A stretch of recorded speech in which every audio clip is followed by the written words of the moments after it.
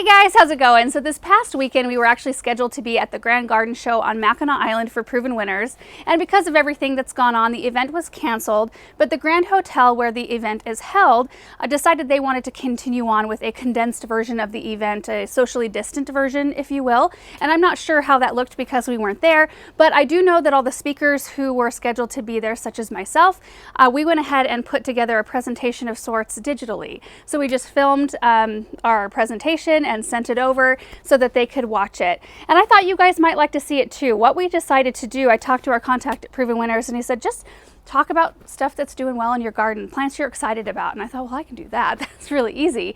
And that's one of my biggest hangups about speaking in public is what do people want to hear from me? So to have somebody just tell me, like, just talk about plants that you like in your garden right now. Easy. There's a wasp. Hold on. Did you see that? Yeah, it was flying in front of the Yeah. line. Anyway, we filmed this video about 3 weeks ago in preparation for their event. So, you know, between that time and now, my hair is different and I'm 3 weeks more pregnant than I was back then, which is meaning a significant amount more my second pregnancy than it is my first. Anyway, it's just a kind of mashup of everything that we've loved in our garden this year. And I know you guys have seen it in other tours and in other videos, but it's kind of fun to see it all in one space. So I think this is about a 40-minute long video, so brace yourselves, but I hope you enjoy it. It was fun just to sit down and talk plants. So let's do it. Hey everyone, my name is Laura Laboutier and my husband Aaron and I have a YouTube channel called Garden Answer where we've been making gardening videos for the past 6 years. A little over 6 years now, 5 of which we've been working with Proven Winners in some capacity. We started off slowly working on a few projects together and it's grown into this beautiful relationship where we get to work quite closely with them every season, every year. We just really enjoy it. In fact, we've been lucky enough to attend the Grand Garden Show 3 separate times and it was a wonderful experience. A little background on myself. I grew up in the garden. My parents have a quite large, fully landscaped yard that I helped in growing up. They also have a garden center in town, which was a kind of more just garden store with hard good items, tools, and fertilizers, and it's also a seed distribution center that focuses mostly on alfalfa and clover, wheat, and dryland grasses for reclamation projects like where there have been forest fires. And then in 1990, they started the nursery portion. So I helped like watering on weekends and, you know, doing little things here and there. I'd go dust, you know, on a Saturday and kind of help them that way. And then I worked there for a little over 10 years full time after I was done with college. And you gain a lot of education and a lot of knowledge just by being in that environment and helping customers troubleshoot issues. And, you know, they'd bring in a little leaf with some kind of disease and, you know, you would have to figure it out because you wanted to help people be as successful as possible in their gardens. And I learned so much that way. When we started making videos, Aaron and I lived in a townhouse. We lived on 1/6 of an acre. So it was a lot bigger than our previous yard, which was mostly just like a little tiny patch to garden in and mostly containers. So I was really thankful to have it. And I packed that garden full of stuff very quickly because when you're unloading trucks full of plants, it is hard to not come home with a lot of things. I did a lot of plant rehabilitation in that yard as well because I would volunteer to take every damaged or broken or whatever plant that needed help home because I wanted the experience and it was just such a good thing, I think, for me to do. But 2 years into making videos, Aaron and I moved into the home of one of our really close family friends, and we then moved from 1/6 of an acre to 2 acres that was fully landscaped, but it was kind of at the end of its life cycle. You know that plants have a specific life cycle. There are trees that will live, you know, 100 plus years, but there are also plants that live like 10 years or 30 years and then they start to peter out. And that's what we found in this garden. In fact, our friends were just getting ready to do a lot of pulling things out and replacing of things, which I'm kind of glad we came in at the time that we did because then we got to do that and make decisions about where we wanted things in the garden. And it's been a whole different ballgame gardening at this level versus gardening on a small scale. It's been, I mean, all of it's a really great learning experience. And then this year, so we've been in the house for a little over, this is our 5th gardening season. So 4.5 years is how long we've been here. We just bought 3.5 acres right in front of our home. It's just a kind of a dry land pasture that our neighbors own and they sold it to us. So we are starting to develop that area. which will give us so much more opportunity to plant things and try things out. So it's been kind of a wild ride, and I'm just so excited about it and thankful for it. For reference, we live in Eastern Oregon. I probably should have said this before. We're right on the border of Oregon and Idaho, about an hour away from Boise. We're high desert. I think we were just moved up to a zone 6 this year. However, 3 years ago we were -17 in the winter, so I still plant like we're a zone 5 just to be safe. But it gets very, very hot here in the summer with no humidity. It's very dry here and very little cloud cover. Like, it is a blue sky, no cloud in sight sort of day today, and it's like that for days on end. And then it gets fairly cold in the wintertime. We have 4 very distinct seasons, and it can be a challenge because let me show you what a picture of what our native landscape looks like. I mean, it is dry desert. Sagebrush is our native plant, and dryland grasses that are usually brown by about this time of the year. So to attain what we have been able to attain in this garden, it does take a lot of diligence, perseverance, and a lot of water, a lot of irrigation, or choosing plants that don't need as much irrigation. Luckily, we do have 2 wells. We have one on our old property, or the one that our house sits on, and we just had a new well drilled on the new property, so we can irrigate that way. Our main focus is basically to create an oasis in the desert.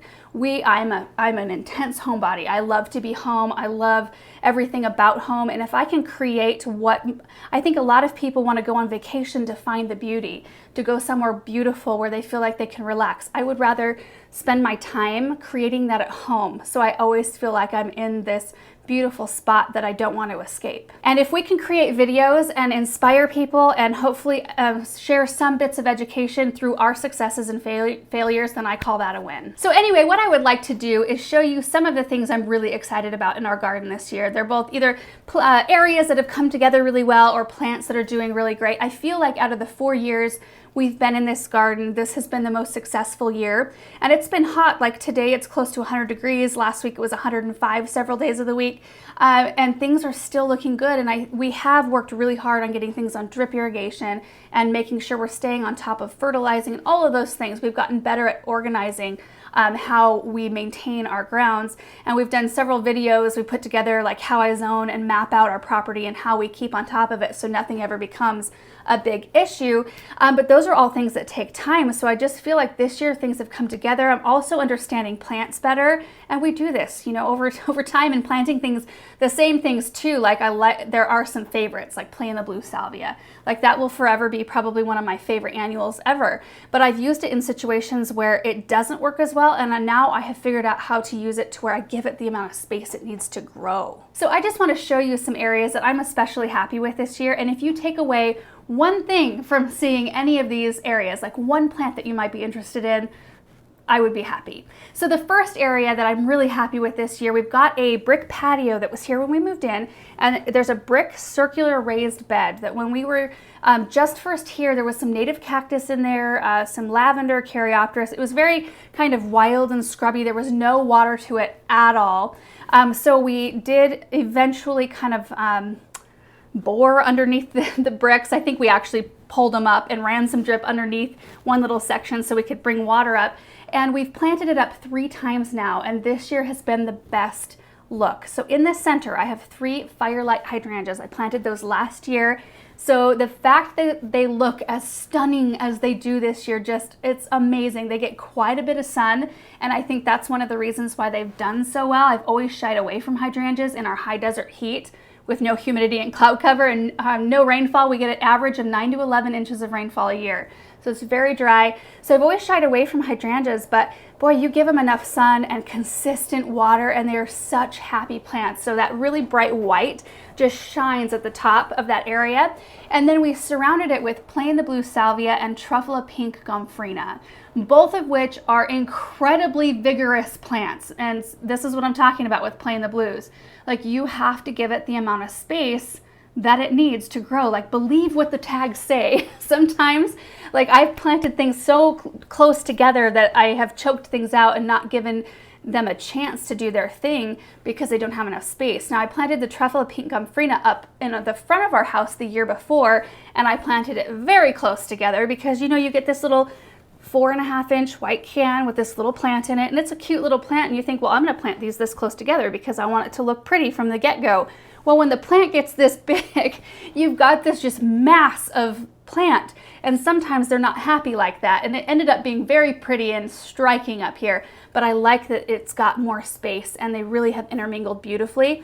And then around the edge, I have the Angelface Cascade White Angelonia. So instead of an upright growing Angelonia, you have one that wants to kind of sprawl out a little bit more. But what I love so much about it is that it's not a strict weeper. So it's not coming over the sides of the bricks and then coming straight down. It's kind of like softening the edge, but you can still see the brick fascia, which to me, there's something about seeing that detail that makes it look like clean and tidy, and it just looks very well put together. I'm just so happy with it. Moving on to the next project, we have 14 large containers that line our east side fence line. So it kind of goes along our driveway, it's on gravel. We had used self-watering containers the past years, and we had planted them up 3 different times, and they worked really well. But this year we had brick pads built, so they're all level. All 14 pots are level. We got beautiful containers from Unique Stone.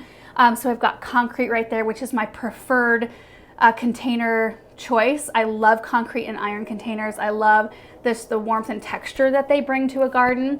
And so I just like the setup from the gate. Like, we've got this beautiful structure right there with the containers. We have drip run through underneath up through the drain hole. And then the combination of plants in there have just been phenomenal. So in the center, we have a skyrocket pennisetum, which actually took a while to take off. They have started to grow a little bit more. They kind of sat there for a long time this spring. We had a very cold spring.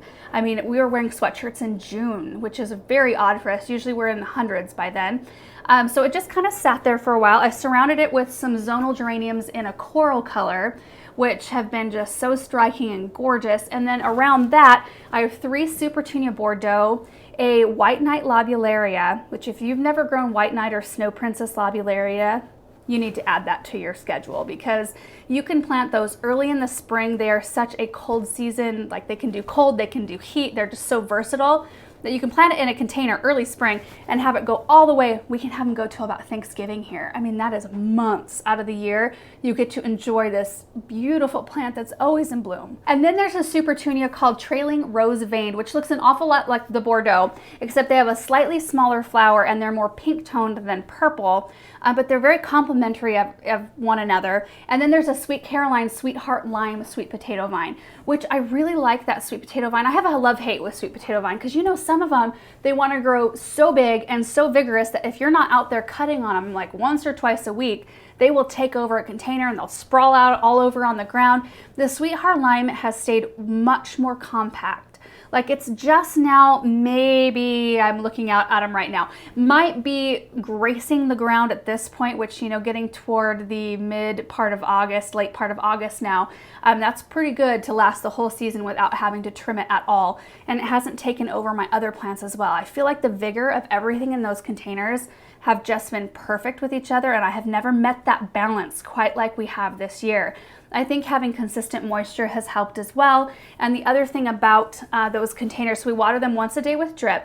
They get fertilized every single Tuesday. We've not missed a Tuesday since they've been planted, and it has made a huge difference. Because typically past years, we've skipped like 1 or 2 fertilizing times, and it really does make a difference.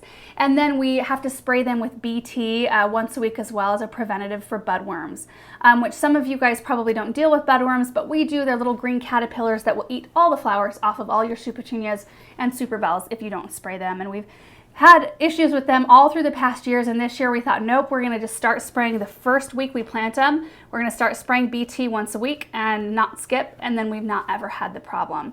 And it's not a spray that hurts honeybees or anything, it just targets the caterpillar, so it's kind of a wonderful thing. We also got a couple of other new containers from Unique Stone. They're called the Savannah Urns, and we put them up by our front arbor along our, at the front of our house, and they're beautiful low. They're low and wide urns. I actually ordered some bases for them too, and the size ratio, I didn't order them right, and they didn't go together. So I ended up putting the urns just straight on the ground the way they were, and I thought that they might look odd, and they ended up being the most beautiful things. So we initially planted them full of heucheras this spring, and it looked like a huge bowl of salad, like just salad lettuce. I mean, it was just beautiful.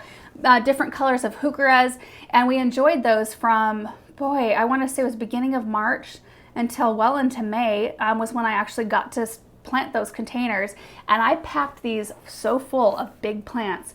And I was a little nervous. Like I am not adverse to packing things full, but when I planted all of these together, I thought, oh, I'm risking it because all of these things want to get big. This isn't like a very deep reservoir, so we're gonna have to see how this goes. So in the middle, I put 3 toucan coral cannas and in the center. So that's my centerpiece. And then I surrounded it with plain the blue salvia. There's a heated up yellow gaillardia, a phenomenal plant. If you've not tried heated up yellow or heated up scarlet gaillardia, I highly recommend that plant. There's also a nasturtium in there. I think it's called Whirly Bird Cherry Rose. And that's been a really fun one just for a difference in foliage structure. It's added a very bold but very unique look to the container. Then there's a Sweet Caroline Red Hawk sweet potato vine in the front and a Supertunia Bordeaux, or 3 Supertunia Bordeaux. Anyway, amazing, beautiful containers. You can't even see the containers anymore, which that's the one problem. You get these beautiful containers and you put these huge plants in them, and by the end of the season, all you see is plants, which is not a bad thing. But they have done really well. Now with those, I do have to touch them up with water. On days that like 95 and up, we have to water them twice a day to keep everything happy, because at this point in the season, they're probably filling up every last bit of that soil reservoir with their roots. But I think the consistent fertilizer, keeping our eye on them for water, the spraying BT on the Supertunias, keeping the Cannas deadheaded, although nothing has to be deadheaded in any of our containers in order to keep them blooming. They'll still keep on blooming, but aesthetically on those Cannas, I do like to keep them deadheaded to keep them clean looking. But those have been just a huge happy spot in our garden. And then moving up the sidewalk from those front urns, we usually plant some annuals. We've got some kind of, they're kind of odd looking cutouts in the front of our grassy area. And then I've got some limelight hydrangeas lining, in fact, they're lining the sun porch right here. I can see this whole area. So we typically plant them up with tulips and then with seasonal color. And I really love the mix up here. So like I said, last year I did truffle of pink gomphrena and some other things, but the truffle of pink got so big you couldn't see anything else I planted in there. This year I used Angelface Steel Blue Angelonias, the most beautiful lavendery, like periwinkle blue color, and they have bloomed non-stop since I put them in the ground. And a couple of them even got snapped off in a windstorm, like very early on. We have some pretty high winds. Usually once a week we get a very heavy bad windstorm, and so we're always just kind of like hunkered down inside praying that our things make it through. But even those that snapped off, they just quickly flushed back and they're all blooming, I mean, just within a couple of weeks. So I surrounded those with Supertunia Mulberry Charm and Lemon Coral Sedum, and everything up there has kind of behaved itself. And I'm not, like I say, like I usually pack things in and it's taken me a while to learn the growth habits of plants, but everything, I feel like I'm striking that balance and figuring out what things I can put together that won't crowd each other out to where it almost becomes not worth planting some things if you put something nearby that's just gonna, you know, smother it. So it's just been a beautiful pink, kind of that bright chartreuse yellow with the lemon coral, and then the beautiful lavender. It's been a very cool spot that's been non-stop color since the moment we planted it. And in past years, I've planted up this area with all kinds of different stuff. Supertunia Vista Bubblegum, like that plant, you do not need very many of them to make a striking, wonderful display, but that whole area was full of it. I did Supertunia Bordeaux one year. I did the truffle of pink gomphrena. I'm trying to think if there's anything else. And of course, like for fall, a couple of times I've done ornamental cabbage and pansies, which has been really fun, but I don't do that every single year, because the beauty of a lot of these things, especially the Supertunias and Lobularias, if you plant those in the ground somewhere or in containers, they last for so long that you don't even need to plant fall stuff because they just keep going. Of course, everybody's area is a little bit different though. We all have our own struggles and our own things to deal with. I mean, like mine is just making sure everything stays watered. That is our biggest goal here, especially right now with everything being so hot.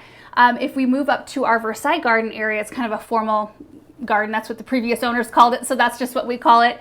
There's a large urn that sits right in the middle of that area. When we first moved in, Aaron and I, there was some grass around it, and the grass didn't have proper watering, and so the backside, like where the sprinkler would hit the urn, the backside wouldn't get any water because it was all deflecting off the urn, so it was like dying kind of in this pie shape. And we didn't really want to keep something like that. So we, you know, not something that we have to drag a sprinkler around for. So we ended up pulling all the grass out of that section and put little itty bitty baby sprinter boxwoods, like this big, in that area. And we proceeded to have 52 inches of snow that winter. And I just thought, all those little baby sprinters are buried underneath this snow, and they're all going to be smashed and just horrible looking. And they weren't. Not a single broken branch from all of that snow. And we had that snow for months. It took forever to go away. And those plants just thrived and are rocking. Like, they are an actual hedge this year, which is so exciting to me. And I back planted those with denim and lace Russian sage, which is a phenomenal perennial. It's a smaller, more compact type of Russian sage. The older varieties want to get a little bit taller. They tend to want to flop a little bit. They're a little bit more, not messy, wild. They're more natural looking, I guess. I don't know. But the denim and lace stays much more compact. It's much more sturdy, and it's the perfect height. So you've got your sprinter boxwood hedge for your formality. Then you've got this beautiful purple. Well, this year I put meteor shower verbena right behind the denim and lace just to amp up the purple color, because I feel like the meteor shower will take color further into the season than the denim and lace. Denim and lace blooms for a very, very long time, but then it kind of, once it's done, it looks like more of a pale blue color, and I thought that meteor shower would help brighten up the spot. And then down below, in between the boxwoods and the denim and lace, I planted a truffle of pink very sporadically. I mean, tons of space in between them. And then for the lower level, I did Superbena Sparkling Amethyst. And oh my goodness, such a beautiful, beautiful mix of color. I mean, I have not enjoyed my plantings as much in that area until this year. I mean, I've enjoyed them all, but not like this year. It's just like everything was just beautiful together. And most of our in-ground annuals that we have here in our garden are either hit with sprinkler water, like the ones up here by our front sidewalk. They are watered via sprinklers. We may have to do a little touching up toward the back side of the beds. In the Versailles Garden, we ended up putting some drip. We trenched over and did one line of drip through where I put the Superbena, and then one line of drip by the boxwoods, but there's no water next to the Russian sage because it likes it very dry. And everything, we've just kind of figured out a balance with water, and I think that's the thing. And sometimes it can take a few years to figure it out, and I know that's where a lot of discouragement comes in. And so I'm always trying to, like, I want to instill in everybody that it's like, no matter how much you garden, I mean, we garden for a living, you're still figuring out issues like that, and we all have them, and we all have like this little finicky spot in the garden that we're trying to deal with, and it just is such a pleasure when you finally figure out one spot that you've been kind of having a hard time with it, and that's one of them. And then the last like kind of area as a whole I wanted to talk about is our garden on the west side. So when we moved in here, it was a long strip of grass that was just kind of fenced off. There were 2 willow trees, one of which was diseased. The other one was leaning over, and there was one big elm tree. Which elm trees in our area, they're I don't know what kind they are, but we call them trash trees here. They spit little round seeds everywhere that just seed everywhere, and they get diseased really easy. They get borers. And so our elm trees rather, were losing big branches, and so we had that removed. Anyway, we last year put in a beautiful brick walkway with 4 large urns, boxwood hedging, and some red point maples, and it just like fed this need for me I love formal gardens so much. They just feed me somehow.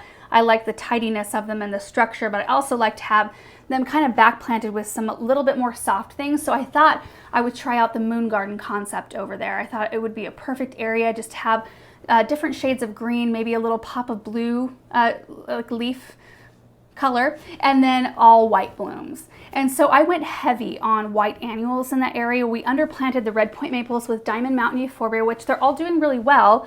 And the urns are gorgeous. I put boxwoods in the center, just shaped like spheres. And then down below there's Supertunia white. There's I think it's either a Snow Princess or a White Knight Lobularia, and then a Whirlwind white Scovola.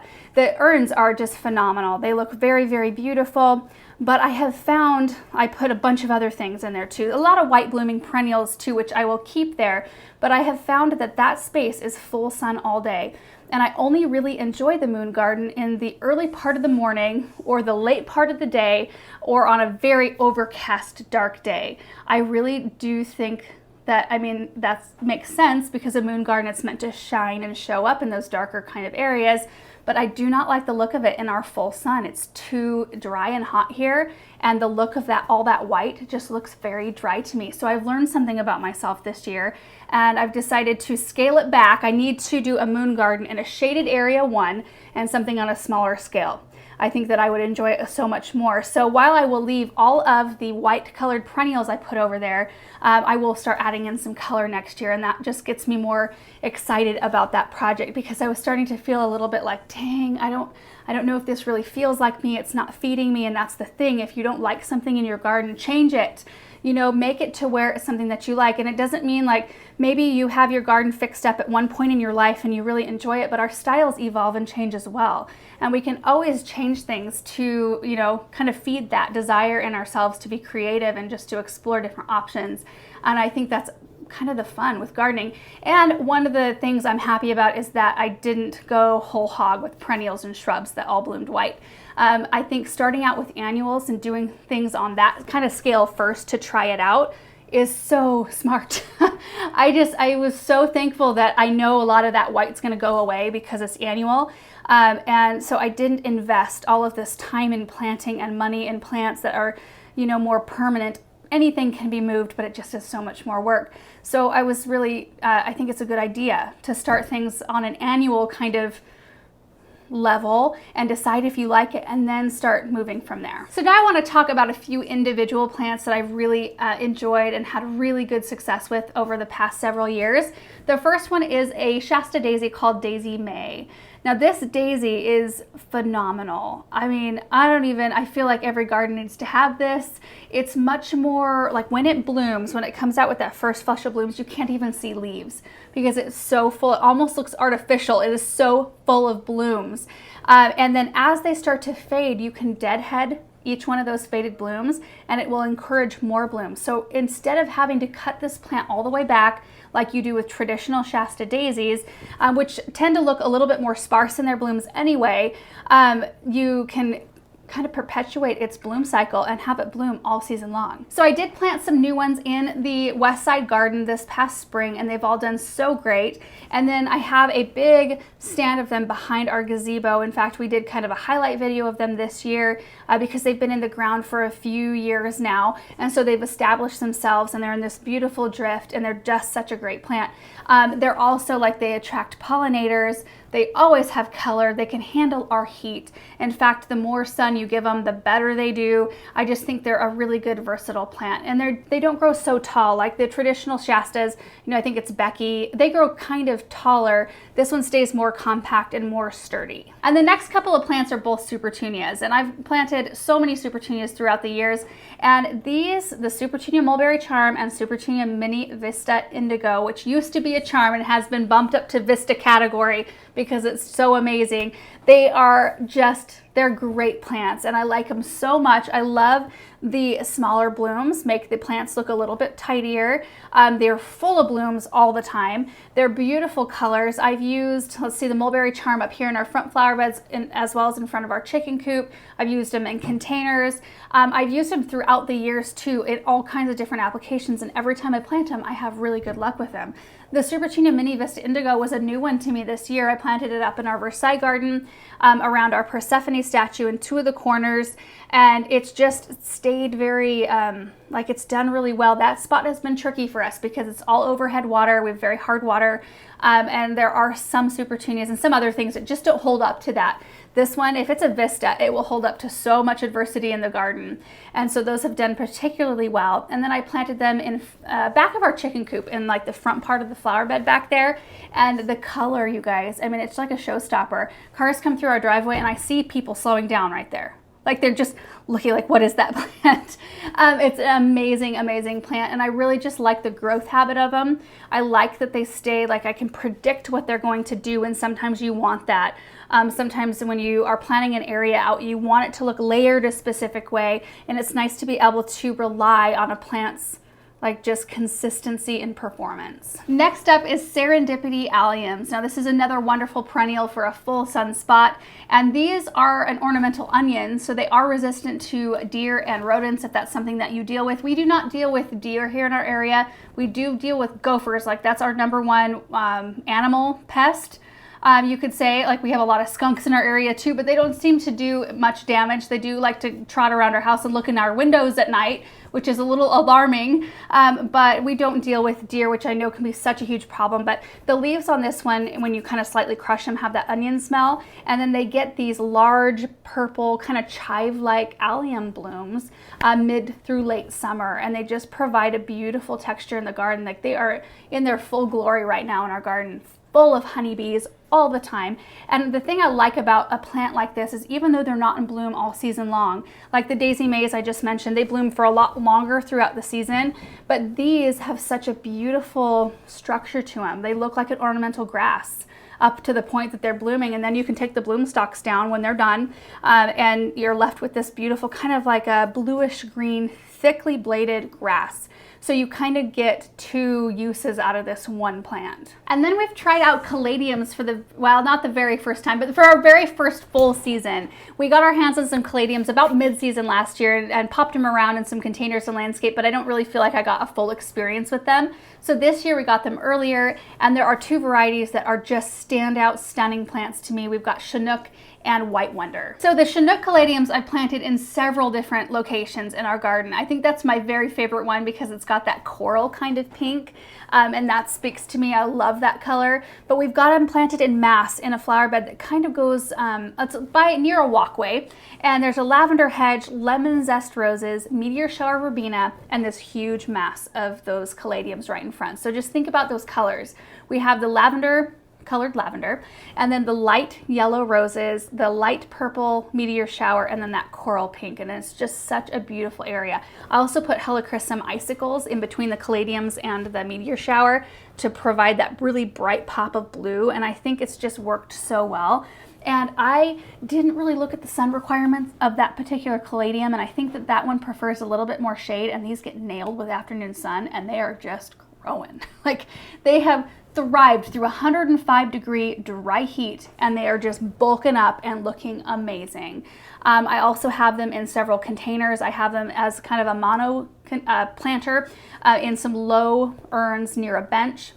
And then I have them in some mixed planters with Superbena Peachy Keen and some other things. It's just been a really beautiful plant to use as an alternative to coleus and sweet potato vine as a foliage accent.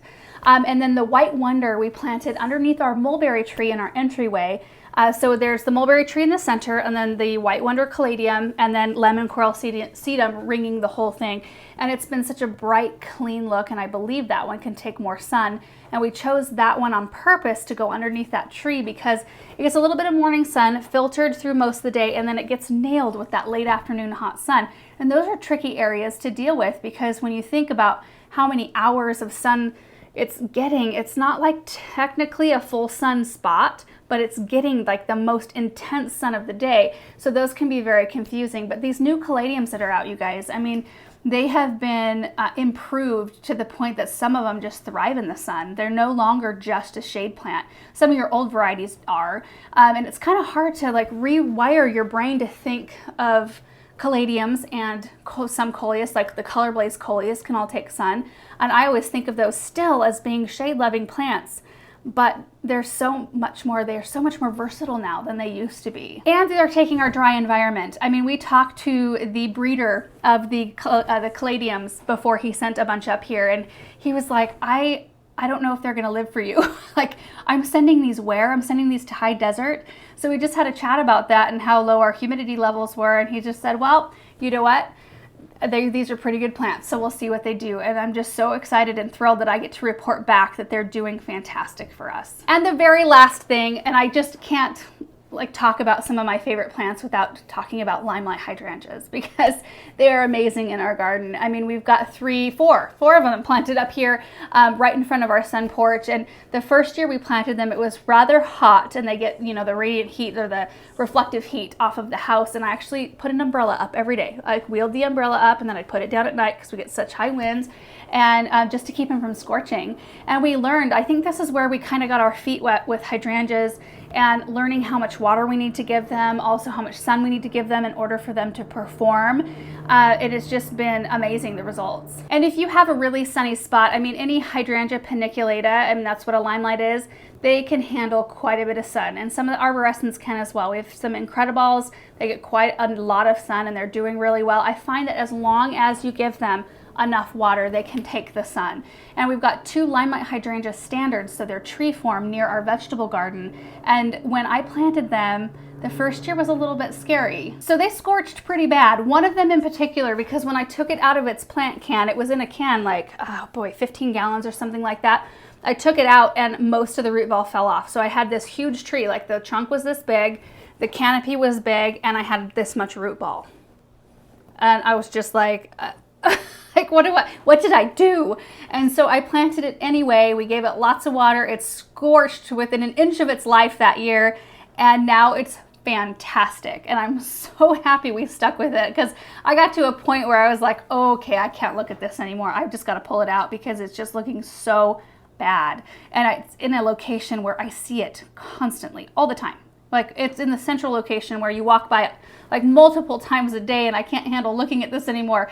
And I'm just glad we gave it a chance. We gave it a chance to root in, and the next year it was awesome. And I trimmed these back really, really small. In fact, I may even have a picture, but they get massive. They get like huge, big tops on them every year, and I take them down to about this big, like little stubs all over, and then they just flush back gorgeous and beautiful every year. So we've got a lot going on in our yard. Of course, there's a lot of other things I think are beautiful that are doing great. There are also some things that are struggling a bit, and I'm trying to figure out what's going on with those. And then we've got our whole new project going on the new property. In fact, this year we set up kind of a temporary cut flower garden space. I've got a bunch of pumpkins, 60 pumpkins and watermelon out there, and a bunch of corn. I planted 1,700 feet of sunflowers that are about ready to start like bursting into bloom. It's just been such a fun project. And I planted a bunch of other things like sun-credible sunflowers. I did a big patch of plain the blue salvia because I knew I would get great color out of those. And I wanted to put some things up there that I knew were reliable performers. I did some Angelonias, like the super blues and super whites up there. Some of those things I knew, like, it doesn't matter what I do, I'm gonna put these in the ground and they're gonna look awesome. Everything else might suffer, but I know that these will look good. So anyway, it's just so fun to try out different things every year. And I hope that by seeing some of our successes this year, that you maybe got a new idea for something in your yard. And that's what it's all about, just like feeling inspired, trying out new things, keeping it fresh and interesting in your own garden space. And I know by this time of the year, that can be a hard thing to, like, I don't know, muster. When it's really hot outside, usually that's when you're seeing issues with water and issues with disease and insects.